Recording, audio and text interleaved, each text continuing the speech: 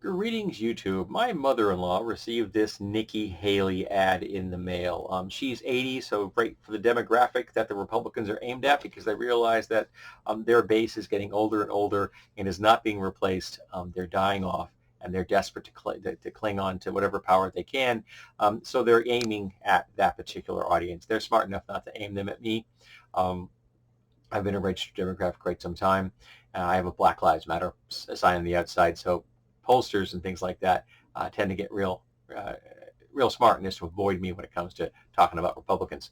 But she's talking about standing for America, which is, I guess, a different way of putting America first. So this is what she's got a little here thingy. Okay, so we got a little thing here.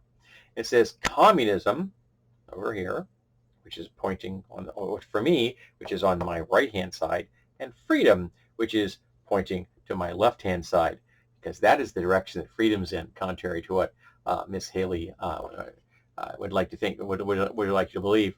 Alrighty, so we have down here, under communism, we had China increases spending 500% to influence America. Okay, how much have American billionaires increased it by? U.S. intelligence warns of Chinese influence efforts against the states. How much have they discussed European fascists funding American states? China's growing attempts to influence U.S. politics. You mean like all of the billionaires across the planet that aren't from China that want to influence? Yeah, you get my point? It's not China. That's the real danger here, folks. It's billionaires. Now she wants to do things. This is what she wants to do. She says Nikki Haley is the only candidate for president with a plan to stand for America and stop, in red letters, of course, Chinese influence over our educational system. Defund colleges that take Chinese indoctrination money. I don't know of any colleges that are taking Chinese indoctrination money. I'm not even sure how many colleges take money from China. I am admitting my ignorance there. I'd be interested in seeing some numbers. Ban all propaganda centers. Are there any Chinese propaganda centers? I know that they do, in fact, have uh, special agents here for the purposes of monitoring former and current Chinese citizens that are in the U.S. because the Chinese government is morally and ethically bankrupt, much like the Republican fascists, and eliminate federal funding for universities that take communist Chinese money. Now, I find it interesting that they continue to hammer home the concept that China is a communist country, because it isn't. It's a theocratic techno-state. It hasn't had anything blushingly close to communism in a very long time.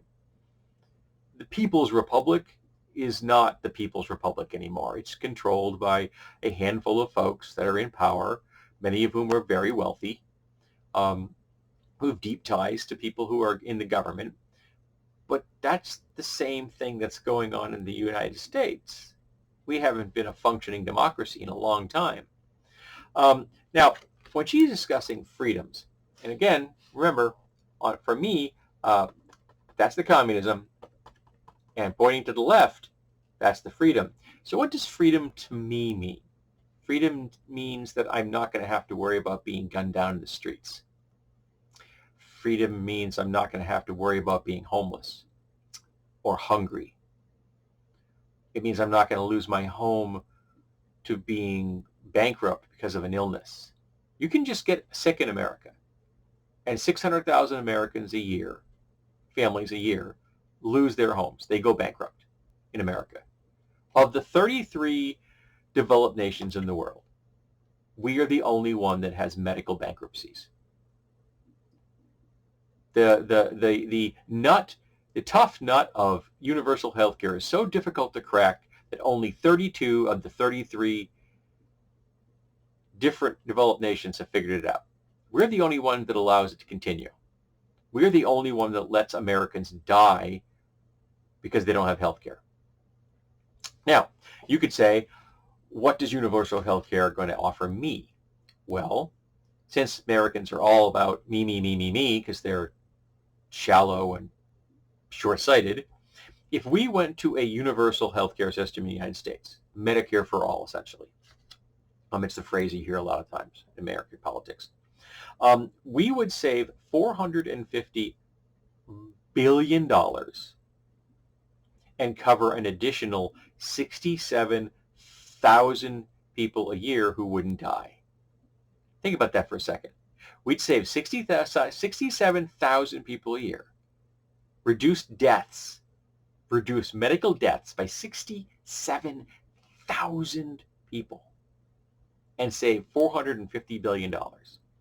Now, at 9/11, the number 3,000 was bandied around for ages about how many people died that day. And it's a tragedy. It really is. What's 67 divided by 3? 3,000?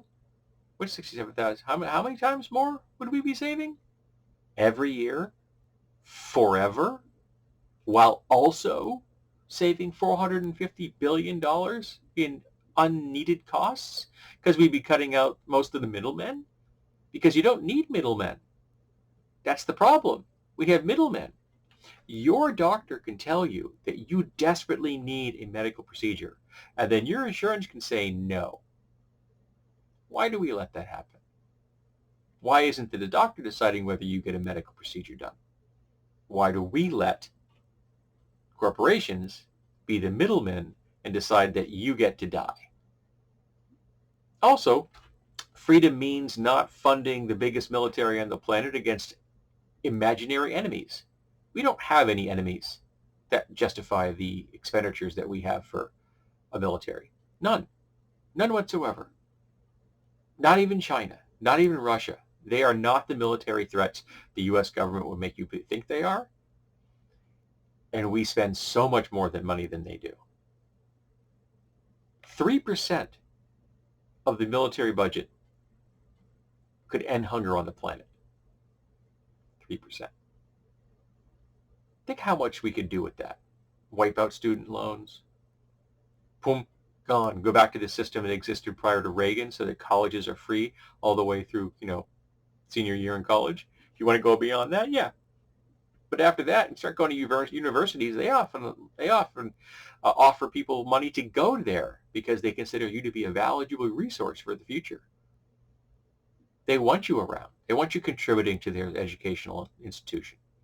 I have a friend of mine that got lucky like that. He got paid to go get his doctorate. In fact, he got 2 of them. He had nothing else to do, apparently. But that's freedom. Freedom is taking the money that we earned, the wealth that we created, and spending it on us, and not giving it to the military-industrial complex, not giving it to middlemen, not letting angry white men wander the street with military-grade firearms and gun people down in churches and synagogues and in malls and schools and in parks and at concerts. Just anywhere they goddamn well want to. Because by gosh or by golly, angry white men should have the right to do that anywhere in America at any time. Bullshit. Americans don't need military-grade firearms. Ban all semi-automatic firearms. I am very specific with that phrase because even though everybody knows what you mean when you say assault weapons, I'm very specific so that the ammosexuals will shut up and sit down. Semi-automatic firearms. Book. End of discussion. There's no wiggle room there. There's no gray zones. There's no wishy-washy definitions. That's very specific. I am pulling my pedant flag out and waving it proudly.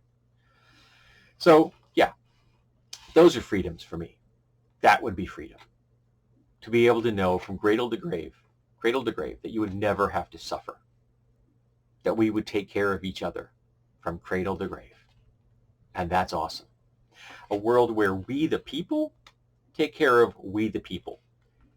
And the fucktard fascists like Nikki Haley, they can go to live in Russia.